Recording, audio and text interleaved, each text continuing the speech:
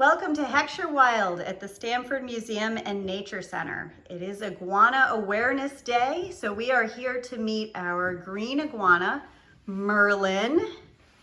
This is his enclosure.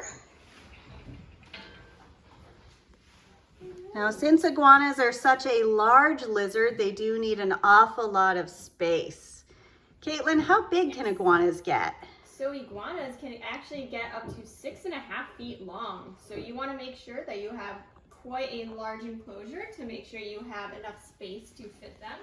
And you want to make sure that their humidity is up pretty high for these guys since they're from Central and South America. You need to have a lot of climbing space. You need to have some areas for them to hide behind and relax. And you need to make sure that they can have a spot to bask in and get that heat. So as you can see, Merlin is up basking under his heat right now and getting some sunshine up there. So definitely need a big enough enclosure to have all of those things for them. And what do you feed him?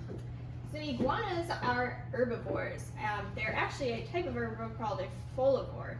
So they eat a variety of plants and lots of veggies. And Merlin's favorite over here is specifically the green leaf lettuce.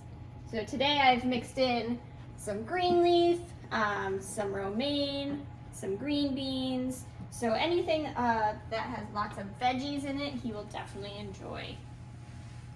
And do you give him any treats? Sometimes he gets a little bit of fruit in his salad to mix things up. And he also gets some scratches, which we'll see soon. And those tend to be his favorite little things that he likes to do. Cool. And there are 2 water dishes in there. Why are there 2? Yeah, so right here we have our drinking water for him. And then over here we have a bath. And so that is so that he can go in and relax if he wants. They also tend to use the bathroom in a separate water area. Iguanas in the wild can actually hold their breath for up to 30 minutes. So they are such great swimmers and love being in the water. So that's just another area for him to relax in. Cool.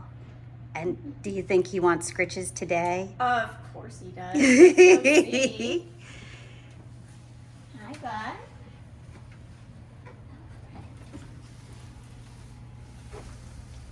Hello. Can we say hi to our friends? Want some scratches? Oh.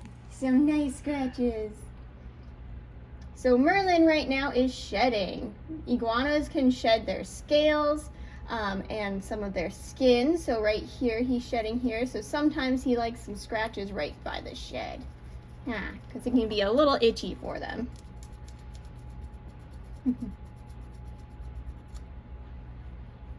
So iguanas need a lot of space, but they seem pretty easy to feed.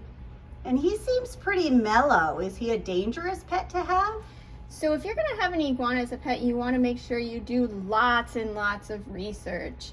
These guys are only for experienced reptile keepers because they have this wonderful, beautiful tail, but they can actually use that with a lot of force. And if they get upset, they will hit you with it. So we want to make sure that we're being very careful. They also have a pretty strong bite with that jaw of theirs. So we want to make sure that we do lots of research if we're going to get one of these guys, and that we do a lot of handling and working with them to make them a good fit. It looks like he has really big claws too. Oh yes, those things are pretty big. So they can do some danger if he was really upset with me. Oh dear. So the only way I'm able to do this is because we've been working with him every day and building up a bond so that I am able to come in here with him. And then I also can tell his temperament and make sure that I look for any warning signs. If he was getting upset, then I would just move safely away and let him do his thing. And how did Merlin end up to be here at Heckscher Wild? So here in Heckscher Wild, we have a lot of pets from different places. The most we get our pets from our pet surrenders. And this guy actually was dropped off to us in a little box.